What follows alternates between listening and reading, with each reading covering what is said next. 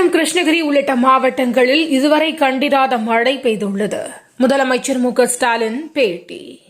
ஈரோடு, திருப்பூர் உள்ளிட்ட மாவட்டங்களில் மிக கனமழை பெய்யும். ஆரஞ்ச் எச்சரிக்கை விடுப்பு. சென்னையில் இன்று மிதமான மழைக்கு வாய்ப்பு. வானிலை மையம் தகவல். திருவண்ணாமலையில் 2000 அடிக்கு மேல் மீண்டும் மிகப்பெரிய நிலச்சரிவு. பொதுமக்கள் அச்சம். பெருகெடுத்து ஓடும் மழைநீர். சென்னை திருச்சி தேசிய நெடுஞ்சாலை துண்டிப்பு.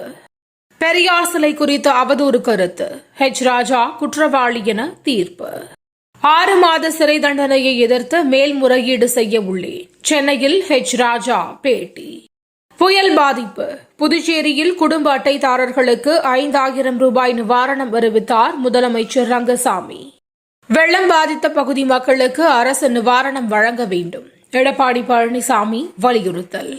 வரும் 9ஆம் தேதி தமிழக சட்டசபை கூட்டத்தொடர். சபாநாயகர் அப்பாவு அறிவிப்பு.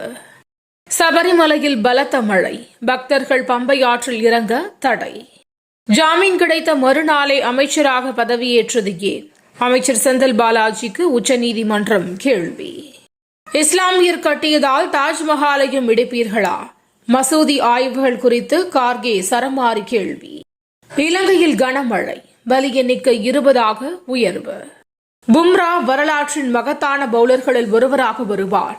டிராவிஸ் ஹெட் புகழாரம். தினந்தோறும் காலை தலைப்புச் செய்திகளை உடனுக்குடன் தெரிந்து கொள்ள வணக்கம் இந்தியா நியூஸுடன் இணைந்திருங்கள்.